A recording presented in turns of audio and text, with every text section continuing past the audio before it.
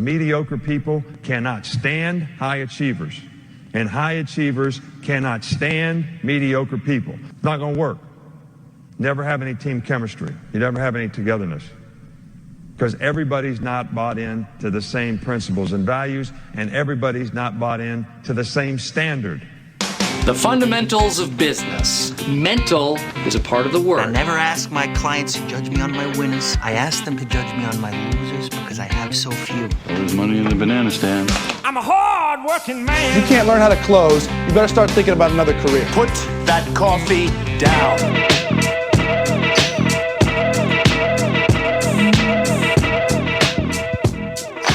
Welcome, everybody, to the Take It Offline podcast. That's Mike, and I'm Nate. And it's Monday, and we're talking work, life, leadership, and everything in between. Happy Monday, everybody. Mike and I have decades of leadership experience between the two of us, and while we haven't found all the answers yet together, we're going to ask the questions and at the very least have the conversation. Yeah, and we think they're the conversations that many of us are probably already having, and we think we should just have them together, and let's get them out there in the open. And this is a conversation, Mike, where we definitely do not have all the answers, so we look forward to having it with you. This is not your average leadership and business podcast, and we thank you for being here with us. Very glad to have everybody here, and you're absolutely right, Nate. This is the first one that we've done where I've done some where I thought I had an opinion. Okay. And then I go a different direction based on research that are, and some studying. Okay. This is one where I don't know what I think. This is going to be a very interesting episode because we're going to be kicking around the difference between high achievement, high achievers, high achieving, excellence, mediocrity. That quote that we opened with was Nick Saban, yes, noted coach of. Nate? Are you a high achiever? I would consider myself a high achiever. Yeah, that's why I don't like you. All jokes, friends. All jokes. Well, Nick brings up, I think there's two sides of that, because Nick talks about the high achievers and that they don't like mediocre individuals, and mediocre individuals don't like high achievers. He also mentions standards, and I think the conversation on standards needs its own time. So I don't want to go down that road too far, but I do want to kind of get into this whole idea of high achievers because it is prevalent throughout the business world. Whether you're a leader or an individual contributor or the owner of a business, my God, high achiever gets talked about. And Mike, you even vacation like a high achiever. You went all over. You were in Seattle for a business meeting and turned it into a trip to Canada, to Oregon. I mean, you spent 10 days gallivanting up and down the West Coast. Yeah, I guess that's not a very mediocre vacation. No, I would say not. Yeah, very true. Yeah. Well, I don't know. Did I tell you about the high achiever that I saw on the beach in Canada? No. Now, wait, hold on. Canada has beaches? Yeah, Canada. I mean, they have beaches. Well, I guess they have an ocean. Yeah. Well, I mean, they tend to go there. So, yes, they had a beach. It was actually a very rocky beach. It was not the kind of beach that you want to go to. It's not your El Salvador beach. No, West Coast beaches tend to be rocky. I know, like up in Washington State, Oregon. I met a surfer who surfed in Oregon, and it was all rocks when he was at. Well, I went to a Long Beach out in Oregon, and it was beautiful sand. Really? Yeah. Okay. I mean, tons of it. And hard packed, so you probably could run on it pretty easily. No, this was a rocky beach. In Canada. So we were kind of done with our day. We had had a nice meal, got an appetizer, and we're like, you know what? It'd be nice to see the sunset. Let's see if we can find somewhere. So we look for a beach that's nearby, and we find this beach called Wreck Beach. Wreck Beach. Okay. And we're like, all right, it's up the road. Let's go. So we go there, and first off, we had to find the trailhead to get down to the beach, and it was kind of tucked away. It must have been 150 steps down to the stairs. Okay. Stairs. Yeah. So you were walking like off a cliff. It was pretty close. Yeah. I mean, it was a workout. Getting down wasn't the workout, but coming back up was the workout. Okay. So we get down to the beach. Well, lo and behold, we discover this is Canada's only nude beach. And we're like, what? I mean, look, it's March. Yeah. It's 45, 46 degrees. The waters are probably even colder. What's the likelihood? Turns out they were pretty good. High likelihood then. We saw a high achiever. Yes. in all his glory. Oh. He was doing karate.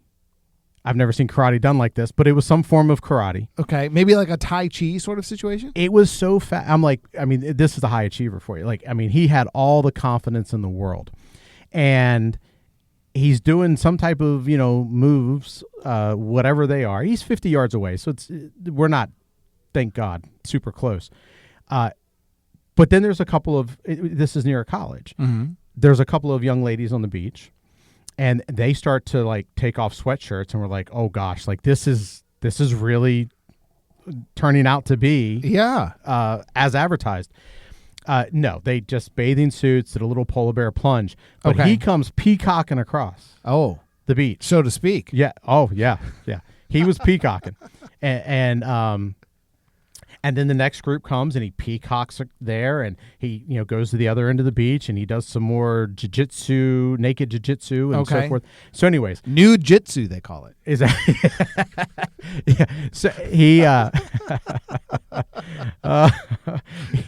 can't even talk now. You don't have to just let it pass. That's funny.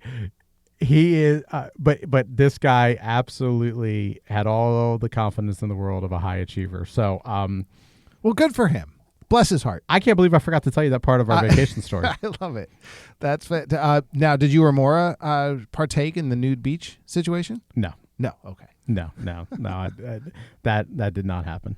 Well, thank you for sharing that story. I did not know. Well, Nate, it kind of leads to kind of the one of the first things that we wanted to talk about is what is it? How do you even figure out what a high achiever is, right? Who gets to define this? And we were kicking around this idea before this episode, and I said, let's just save it for the microphones because it varies. I think it varies by industries. We were talking about what defines a high achiever. Someone who achieves success in a field. Is it so? Let's take the NFL for example. Are you only a high achiever if you win a Super Bowl, or are you a high achiever if you made it into the NFL? The percentage of professional athletes that make it into the NFL is extremely small. So even if you play for a lousy franchise like the Browns or the Jets, sorry if there are any Browns or Jets fans out there, but you already know. If you play for those franchises, are you still a high achiever for making it into the NFL? I would say yes. But are you only a high achiever if you make millions of dollars playing professional sports? Can you be a high achiever if you make a coffee order at a local coffee shop really, really well, and your customer service is top notch, and you're friendly and you care about your craft? I think perhaps I'm conflating high achieving and excellence, but I think that's a conversation worth having especially for people who would consider themselves a high achiever. Well, I think you make a really good point. So is high achieving this idea that you have reached a particular level? So if I live in a community where everyone has trailers and I have a double wide, am I the high achiever? Sure. Okay. But in any other area, having a double wide, in suburban Maryland may not be considered high achieving. Yeah. Is that the standard? Well, who gets to decide? Well, who gets to decide? Because I've seen in house shopping, there are plenty of very, very large houses that have not been cared for, and they're falling apart and they're pieces of junk. And likewise, there are people that have much smaller homes that have taken incredible care of them, and they're well maintained and meticulously cared for. And I would choose a house like that over something big and falling apart every day. Absolutely. And if there's an interesting thing out there about, I think Dave Ramsey talks often about this. He did that whole study on millionaires, that there are a higher percentage of teachers become millionaires than do doctors. Yes. But you're a doctor versus a kindergarten teacher. But the kindergarten teacher might be the millionaire who's retiring at 55, and the doctor is, up to his eyeballs in debt. Sure. Which one achieved? Right? Most people would say, oh, well, you're a surgeon, a doctor, you're in a mansion, you go to a country club. Is that the definition of achieving? And so often, I think the achieving ends up being defined by some type of group, whether it's your peer group, the folks you're around, or maybe it's your family, but maybe it's the people you work with, but it's some outside group that is setting a standard that you have agreed to believe in that says this is achievement. You bought into it anyway, yeah. Yeah. Like you brought up the football. Dan Marino was one of the best quarterbacks ever. Mm-hmm. Some would argue, if you're a Miami fan, you'd probably say, he's the best potentially, right? Sure. Never won a Super Bowl. Exactly, right? yeah. But then you have Joe Flacco with the Baltimore Ravens, and he won a Super Bowl. So is he better? He achieved more.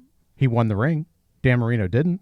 No one would put Joe Flacco above Dan Marino. Right. I think there's, and this is where I struggle so much, because it's trying to figure out, well, what is achievement? Is there any real standard, or is it just completely subjective? I think it's a little bit of both. I'm thinking here, and thinking back to the Nick Saban quote, what he's describing is ambition. And I think for a leader, ambition helps elevate everybody around you. It's the age-old quote, the rising tide raises all ships. A high achiever who has the best interests of the team at heart is ambitious. It's not a win or lose. Like being competitive is there's a winner and there's a loser. Being ambitious means that everybody, the team, can win together. And I think that what he's talking about in that mediocre people don't like high achievers and high achievers don't like mediocre people is that a high achiever who's trying to lift the team and elevate the team and elevate the group may feel that they're being held back by someone who just doesn't care. So in a team environment, I can see that, right? And I guess it. And again, now we're getting to, is it situational? So is there a difference between being a high achiever when you're part of a team and people are relying on you, which does fit into the business world, right? Yeah. But there are jobs that are totally independent of others. No one is directly relying on you. There's always some indirect relationship, but that's true in everything, right? Even in your personal world. So, but what about in an individual lifestyle? I've got a sister. I've got two sisters, younger and older, and one of my sisters is in retail, and she at some point she climbed to management, hated it, right? Went back down, and she loves what she's doing. She makes great money doing it. She's very good at it, but by most standards, you would say, well, she's not ambitious. She's not interested in owning a home. She's not interested in traveling the world. She isn't interested in owning her own shop or being a manager or rising up through the ranks.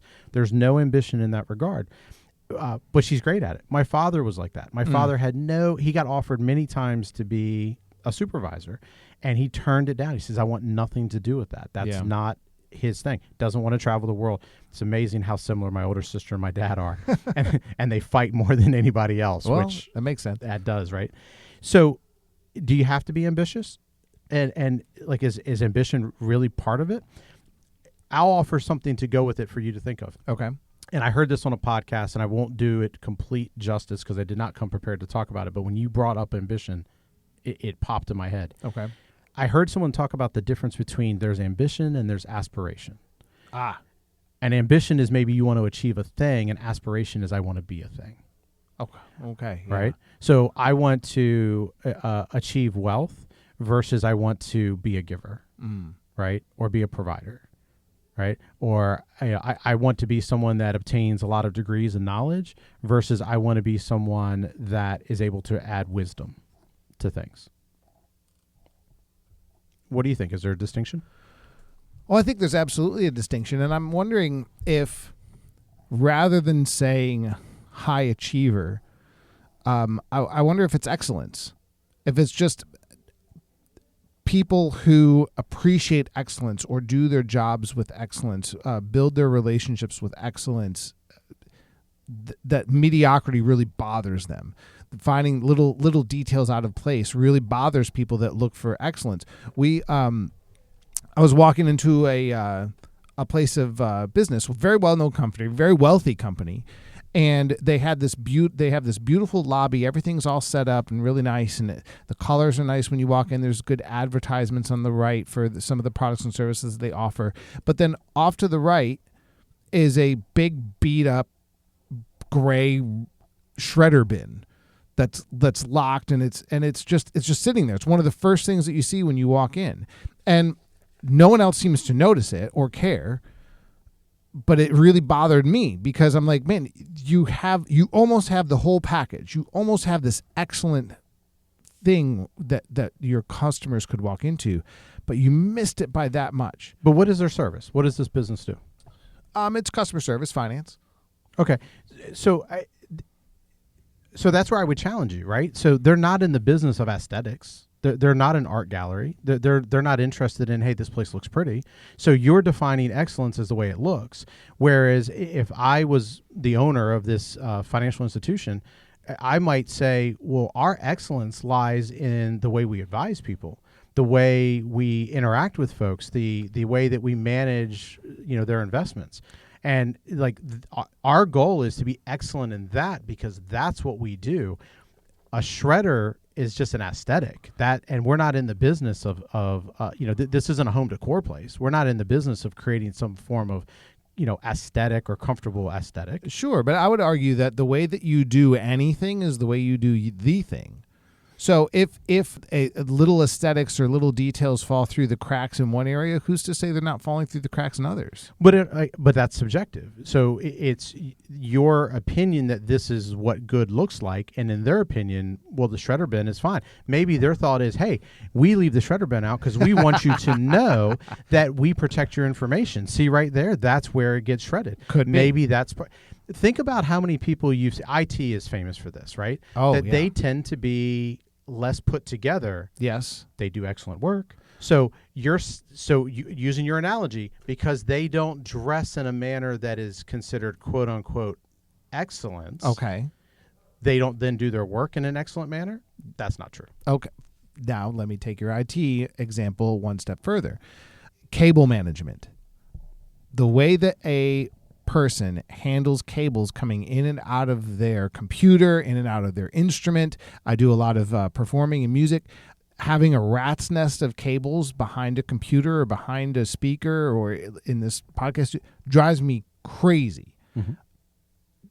An IT person who knows what they're doing, they're going to have those cables managed perfectly. They're going to be zip tied nice. They're going to be clipped back so that if something goes wrong, they know exactly which cable to pull, exactly which cable to fix, because they have paid attention to that detail in their craft and in their work. And I think that, yes, in my other example, should a company be judged by a standard that's not part of their business model? I don't know, because as a client, if I'm walking in, I might be thinking, hey, they have this buttoned up so well. I know that they're going to have they're going to be on the top of their game when it comes to the service that they provide. You're right, but now so the question is, there's a perception out there. And, yes. And so, okay, do you try to manage the perception? Maybe. Mm-hmm. Let me ask you a question. When you do some of those cables and you're performing, and whether maybe you have a guitar and it's plugged in, is there not slack in that cable? Oh, absolutely. Yeah. Okay. But someone who's not a musician like myself might look at that and think, gosh, why is there, extra cable? You're standing at the microphone. Why didn't you run it so that there was just enough?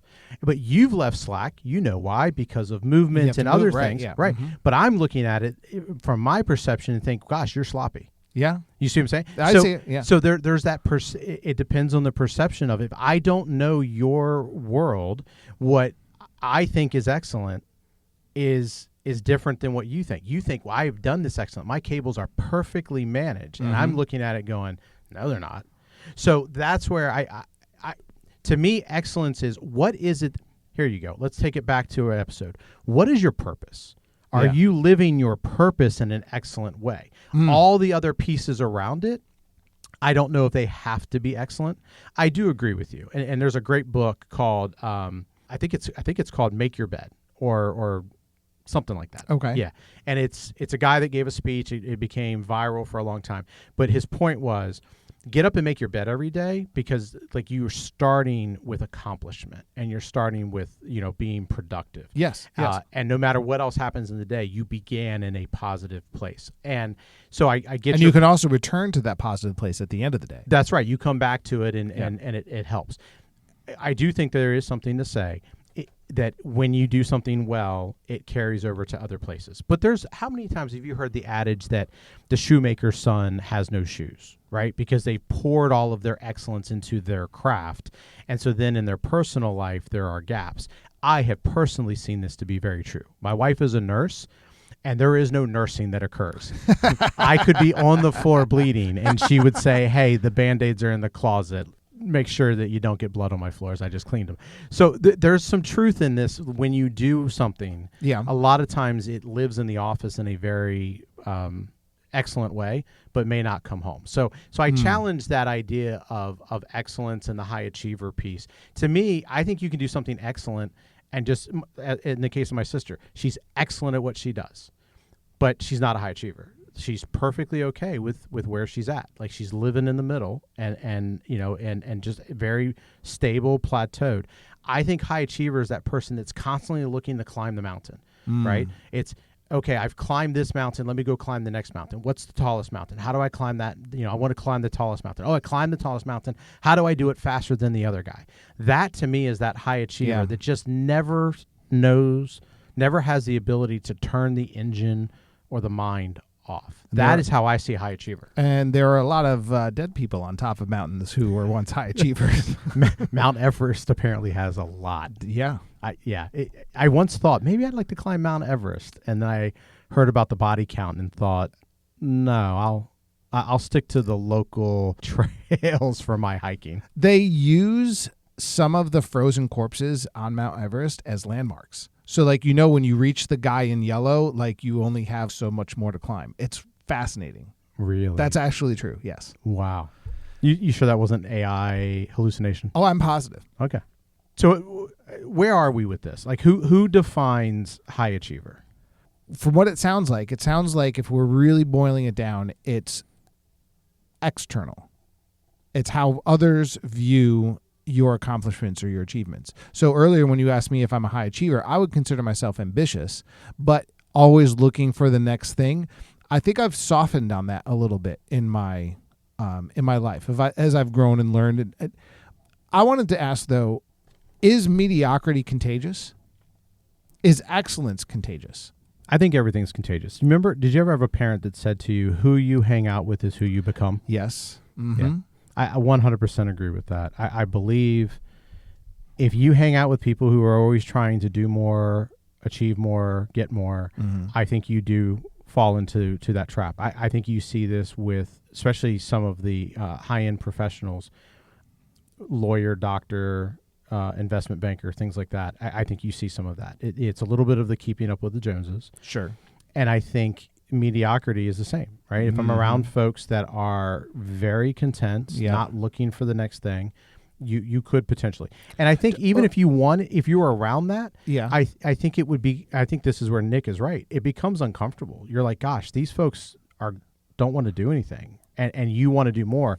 You start seeking out a different set of individuals that have a like mindset. And that can be where bore-out comes in. If you're stuck around people that feel that are mediocre in their work, and you used mediocre and content. I think being content is okay. That's very different from being mediocre. Your sister is an example. She's content where she is, but she does her job very well. That's not mediocrity. Well, I mean, that opens the question for what is mediocrity. I don't know. Half-assing things?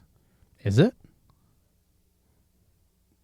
I don't know. You've actually stopped me in my tracks with this. I don't. Yeah. I mean, I think in today's world, we would point to someone and say, well, they're mediocre because they aren't looking for more or looking to do more.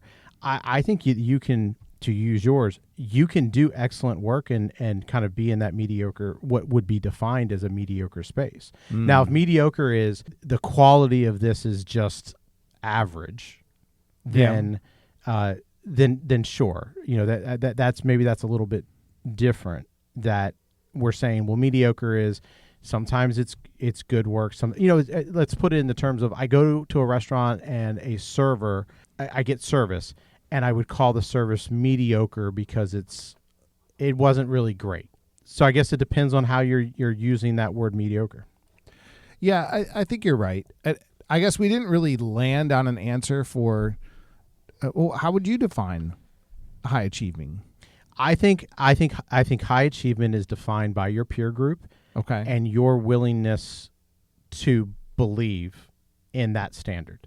Okay. In America, a high achiever, are you in the top 1% or 5% of whatever it is? Oh, yeah, okay. Or I would even say top 10 or 20%. Frankly, I mean that maybe be high achieving. Yep. And then somewhere else, I think it would be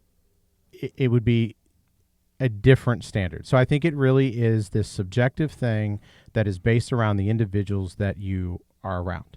But I can agree with that. This kind of leads to the question, Nate. So we've got this high achievement culture. Yes. And I think it's more than just America. I think it really is something that kind of permeates the world. A lot of parts of the world. A lot of the parts of the world, for sure. Do you think it's always been this way? Yeah, I think that humans, as long as humans have been around, our brains tend to we like a challenge. We like to invent. We like to create. We like to make new things, and with that comes more and more and more, and different high achievers achieve different things. Henry Ford in the assembly line, Steve Jobs in the iPhone. Like, without people like reinventing things or their high achievements, we wouldn't have a lot of the inventions that we have today. But I think around the 2010s, there was a big industry that grew around optimizing performance. So optimizing your sleep, tracking your health monitor all the time. They have wearables now. Wearable tech is a big thing. They got rings. They got watches. I'm wearing a watch. There's productivity systems, life hacks, side hustles, personal branding. All of these things. It was popularized by entrepreneurs and authors, but it really created this narrative that made us always constantly managing our lives at this really minute level, or at least a lot of high achievers did, where you want to get the best sleep score. You need to optimize your workouts. You need to optimize your side projects. You need to optimize your career trajectory. And it's measure your macros. Yes. The sociologists, they call this, I like this phrase, the internalization of managerial pressure.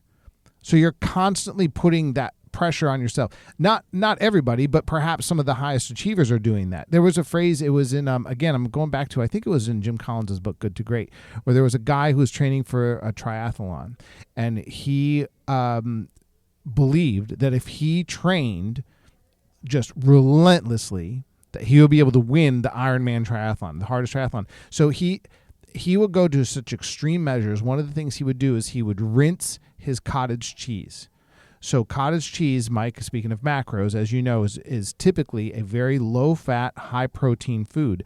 But some of the extra fat that he didn't want was still on the exterior of the cheese curds. So he would put them in a sieve, rinse the cottage cheese to get that last little bit off, so that when he ate the cottage cheese, there was not a chance, or there was less of a chance that any of those unwanted nutrients, that extra fat, would get into his system, because his body didn't need it. It needed the protein and it needed the carbs, but it didn't need the fat because he was training for this race.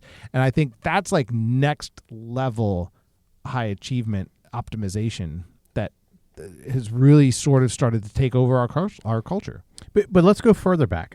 When I say has society always been like this, is this something that is the product of the modern world, or 5,000 years ago, 10,000 years ago?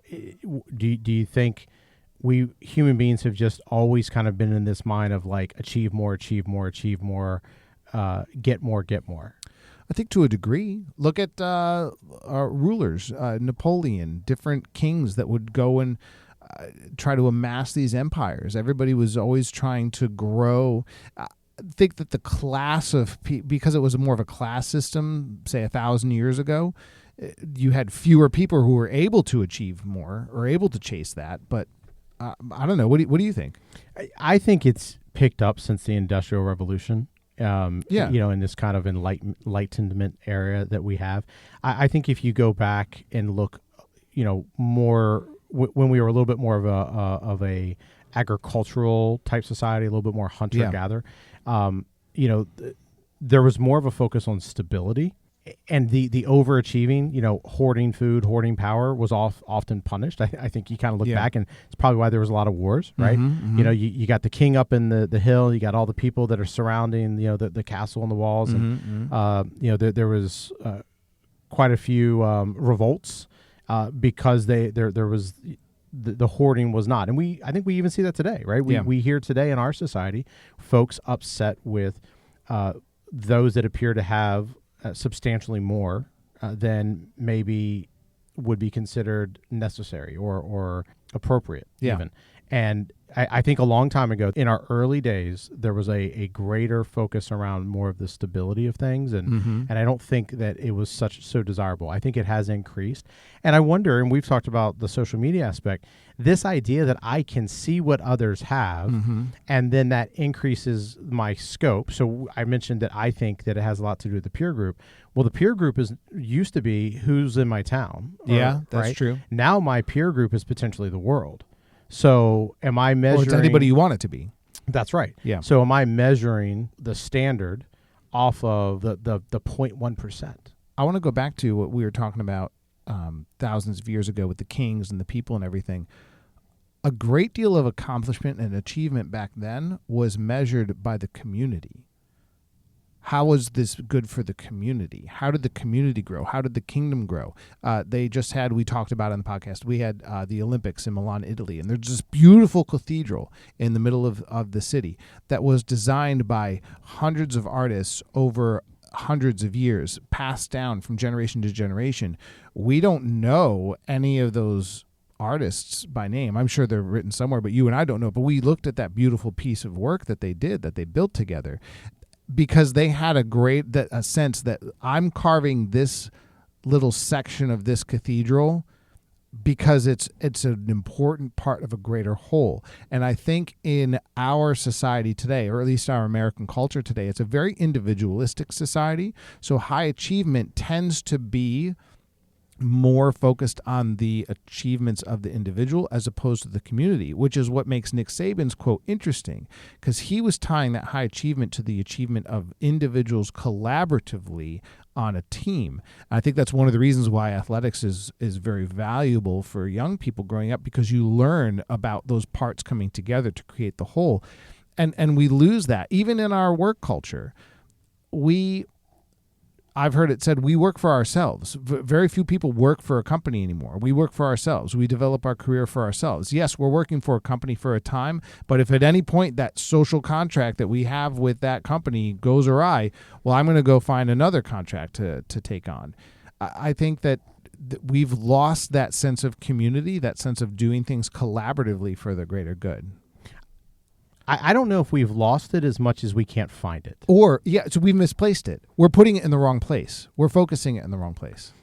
I think there's a lot of people that want to do, and you look at some of the companies that get built, people want to do really good work. And you hear these stories of, we're going to give a certain percentage of profits back to a charity, and people get behind those causes, which tells me I want to be part of a greater cause, a greater mission. And I think in the business world, what often happens is there's what we say we're about, and then there's what I'm living in the workday. And they don't seem to match. Okay. And we mentioned in the last episode, it's that psychological contract.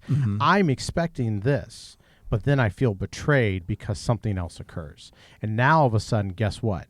I was working for the company, do good work, put in extra hours, try to achieve the goals, fit in. And then I watch something happen that I think is a betrayal. Now all of a sudden, I'm in it for myself. Okay. And the phrase I use a lot is, are you here to build the business, or are you here to build your career?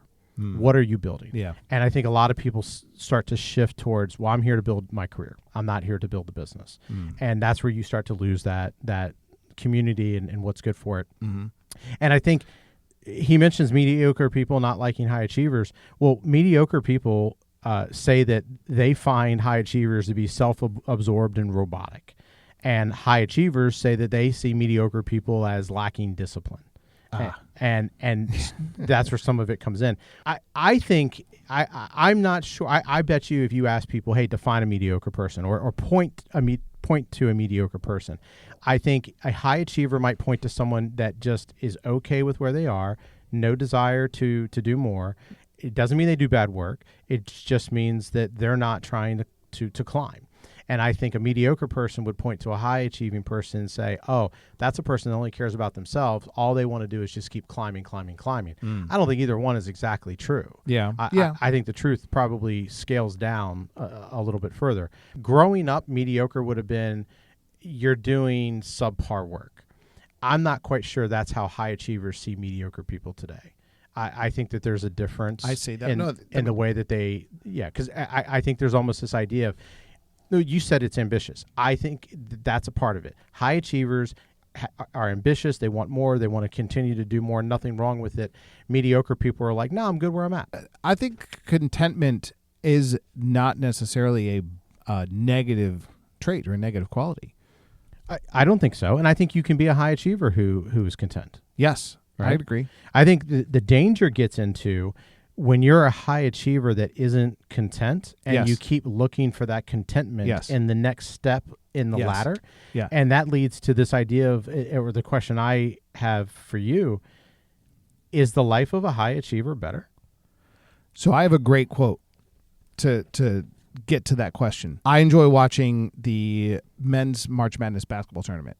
Tons of fun, cool stories, athletic competition's really interesting. The coach for UConn is a guy named Dan Hurley, and he's kind of one of those old school like fire and brimstone coaches, like a Bobby Knight kind of character. Mm-hmm. And his team just upset number 1 seed Duke. It was huge dramatic play, final second shot. They had trailed almost the entire game, but they battled back, they fought back, hit a game winner as time expired, and the place went nuts. That's why Final Four is the best kind of basketball. It's so much fun. Dan Hurley said this. This was a different interview. This was an interview given years ago, but it applies to that situation, that buzzer beater that his team just had over the weekend. He said, the winner at least gets to experience temporary relief of the pursuit, but the loser is doomed to a lifetime of agony. So, to answer your question, is a high achiever's life better? I don't know, because that sounds like a very tortured individual. He's very successful. He's a coach for one of the top 20, maybe top 10 basketball programs in the country, in the U.S. He's won national championships. He's constantly a contender for national championships. And yet he describes winning as nothing but temporary relief, which is true. I can understand where he's coming from, because that was an incredible finish for his team. And it was dramatic and probably an adrenaline high like you've never experienced before. But if they lose in one of their remaining 2 games, that would be pretty devastating. I would imagine the players would trade that feeling of that last shot victory to get them to the Final Four for a championship. But let's look at it from Duke's perspective. Duke is going to be watching these highlights of this final shot for years to come, and they will be constantly tormented by it. So which is better, to temporarily experience the elation of winning, or to constantly be just tortured by the what if? So there's 2 things. When I hear that temporary relief, the first thought that goes in my head is, well, it sounds like what a drug addict would say.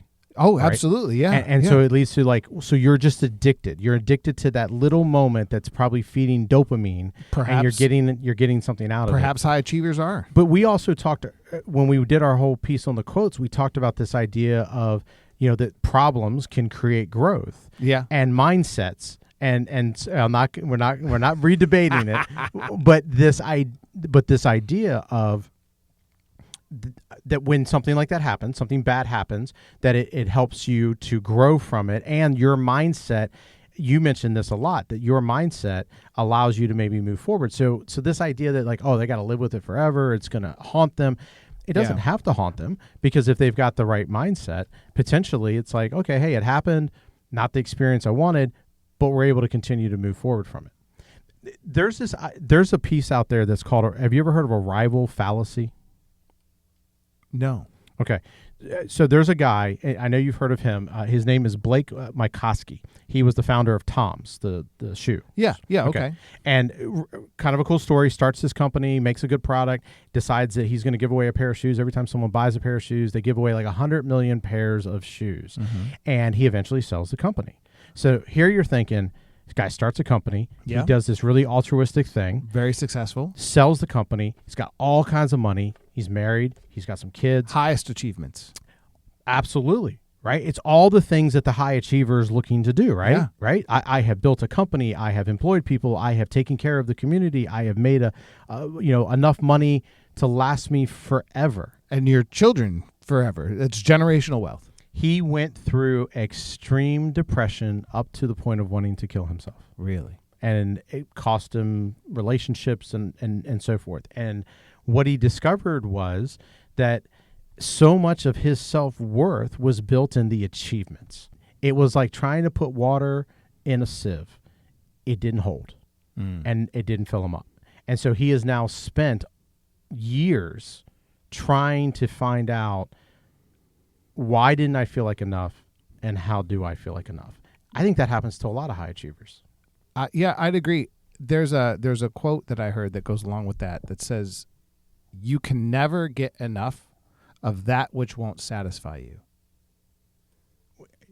We should just pause for like 3 minutes. That is like that's beyond. That's too deep for this show. I think that's our audience should. If we had some music like Jeopardy music right now, we should just let the audience go get a drink of water, stretch their legs, just ponder that quote. Because imagine if I dropped that one on you at happy hour in about 45 minutes. Yeah, I would be even more lost than I am. Read it again, because it's a pretty deep quote. You can never get enough of that which won't satisfy you. Yeah, that's a really good quote, Nate. It really is. Yeah. You can never get enough of that which won't satisfy you. Yeah, it's absolutely true. And I think that's what the story that you hear with the Tom story with Blake, that he really thought that the money, the altruism of giving away 100 million pairs of shoes, all of that was going to make him feel like he was enough. And it didn't. It didn't satisfy. Yeah. And so, there's a lot of data out there. There was an interesting way that I saw that it was put. There are satisfiers versus maximizers. The maximizers being the high achievers. Wait, hold on. Maximizers? Maximizers. Okay. And satisficers. Satisficers. Yeah, I don't even know if that's a real word, but you never know what you're going to find in an article. Sorry, I derailed you. Yeah, no, you're good. The maximizer, the high achiever, they often get the more objective result, more money, better titles, stuff. Yeah. The satisfiers, those who seek good enough, which I think oftentimes is what someone would say, well, that's a mediocre individual. They're happy with good enough. Yeah. Report significantly higher levels of happiness and less regret. Now, we're not here to say don't be a high achiever, be mediocre, or hey, don't be mediocre, be a high achiever. I think our whole point of this debate is there's a lot of emphasis, and I think in some cases pressure, be a high achiever. Yeah. Right? Like, go achieve. And I think there's other people that have kind of gotten to a point where they're like, yeah, I'm okay. The founder of Patagonia is a good example of that. Okay, tell me more. So I'll tell you, coming up in business, I heard this quote, and I believed it. And I still, to a degree, I'd say 70%, I'm on the side of yes for this. You're either growing or you're dying. There's nothing in between. Okay. Well, what about the mom and pop shops? Like, I think that there's a pizza place not too far from here. It's been there my entire life. They're doing fine. Mom and pop's place, passed it on to the kids. They're still there. Did they grow? No. Are they dying? No. They're just there. Right? But are they excellent? Is it good pizza? Yes, it's good pizza. So then, well, and you wouldn't last in when I grew up, that area was probably like 10,000 people. Okay. And it's probably close to like 60,000 people now. Yeah. So, tons of businesses and competition. They're still doing good. So do you have to grow or die? I think there's a place in between. Yeah. That's fair. But Patagonia, he set out and he prioritized environmental impact, employee wellness over quarterly earnings, so much so. And Nate, you should have worked for him as the surfer guy. He would let his people go surfing when the waves were good. Oh, speaking my language. Yeah, and just that sounds amazing. Yeah, just not do we'll do it tomorrow. So quality of life and purpose were more of their metrics than were the quarterly earnings of things. So are they the number one company? No. I have some of their stuff. It's great product. Yeah. Right? Yeah. I really like it. But for him, he just wasn't interested in this, I've got to be number one. I've got to be the biggest. It was to the excellent side of, we're going to be an excellent place to work. We're going to do excellent for our community. We're going to make a really good product. Excellent that's enough. That's good enough. And which I think could be conflated as mediocrity in the mind of some people, that you just settled. Yeah. You settled. Could you have done more? Yes. Could you have climbed and tried? Yes. But you didn't. You just settled. And I don't think there's anything wrong with it. It was that was his choice. It's what he did. And I think what we see, like in the story of with Blake, go ahead and be number one, do all that wonderful stuff. It's not going to satisfy you any more than just being okay. Yeah. And I think that there's a distinct difference between choosing that, I'm not going to say mediocrity, but choosing that identity versus just throwing your hands up in the air and saying, whatever happens, happens. Because he very deliberately chose contentment with, my company is not going to be the top clothing producer in the world, but we're going to be really good at what we do in this little pocket. I think that's again, that's the excellence piece. That's deliberate as opposed to just accidental. He chose to measure achievement differently. Yeah. And I think that's one of the things that stands out, right? There is a worldview of what achievement is. It doesn't have to be yours. You can define what does achievement look like. Do you think that's shifting now in our culture, or do we still have a ways to go? I think there's pockets of it, but I think people get hard pressed. I think in your younger days, and I think back to like the 60s, right? That generation really pushed against the norms of the world, but ultimately they're the boomers that now everyone complains about being stiff or rigid, right?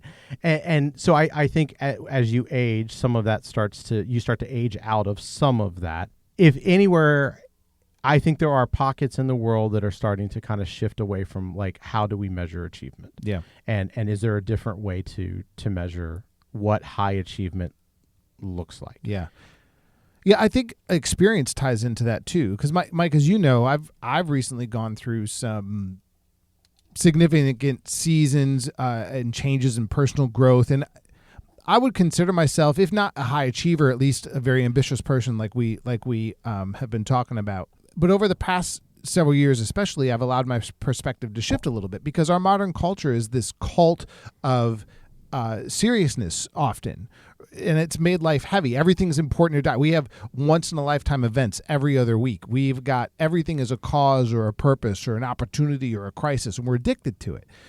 Your life needs purpose. Your career needs purpose. Your spiritual pursuits need purpose. Even our hobbies need to be productive and purposeful. And to a degree, I fall into that trap. I decided to take up surfing in my 40s. It's not enough to be in a tropical paradise. I've got to be out fighting for my life amongst the waves, trying to stand on top of a board.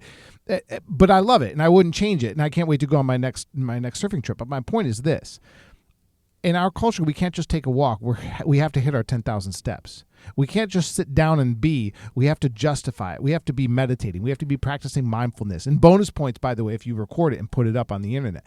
And it's not enough to just say, I'm just being, because we've become addicted to doing. And that's something that I really struggle with, is just being in the moment. I tend to always be looking for something that I'm supposed to do, or I have to earn my rest at the end of the day, because we've been taught that our worth is an output and productivity, and it turns life into this project that feels like it needs managing, as opposed to this mystery that's performing it in and of itself. Because look at nature. A tree's not trying to optimize its growth. A bird isn't worried about the quality of its song. They're just dancing the dance and participating in life. And the serious minds that we humans have, we tend to struggle with this. And we think that if we don't hold it all together, then it will all fall apart. But that begs the question, were we really holding it all together in the first place? It's like saying that because we can temporarily hold water in our hands, we're controlling the river. And it just strangles the magic and the mystery and the love of life. And so I think life is too important and to do something as foolish as taking it so seriously that we end up sucking the joy out of it. And then it's gone. The years pass more and more quickly the older that we get, Mike. And so if that's the price to pay for high achievement, then I don't know if I want it. Yeah.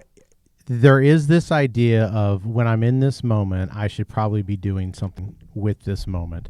Yeah. I think about, we went to the beach to see a sunset, which we couldn't see because of the clouds. And instead, all we got was a full moon, which was not worth taking a picture of. But it was a good story for our podcast. I think you're right that there's this pressure that the moment has to be more than it is, when sometimes it's just it's the moment. Just let the moment be. Mm-hmm. Just be yourself. Where I come to on this is, and I think this is true in many topics, it's about balance. That you can swing the pendulum so far towards the achievement side that you run yourself crazy. Mm-hmm. Some people, it's spinning like a top because you've spun that pendulum so far. Others will spin it all the way to the other side. I think this is kind of that 60, almost like, I think of like the 1960s hippie movement, where I'm just going to do nothing.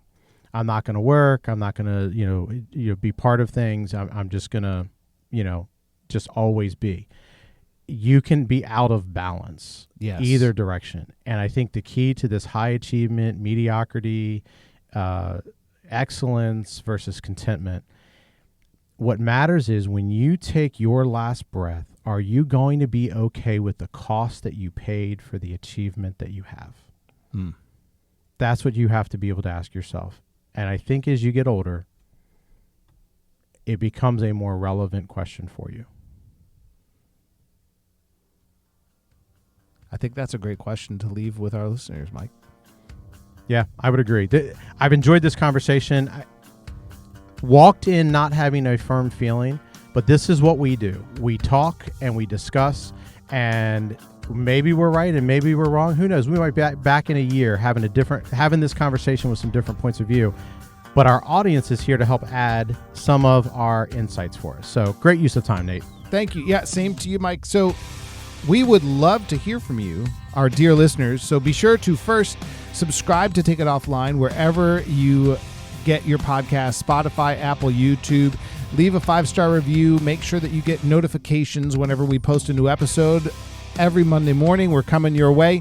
And we invite you to let us know where you listen. We mentioned last episode we have a contingent in Japan. We'd love to see where else we might have some listeners. You can email us that or anything else you want to let us know at takeitofflinepodcast@gmail.com. That's takeitofflinepodcast@gmail.com. Yeah, let us know where you call home. And until next Monday, take care of yourselves and take care of each other. Bye, everybody.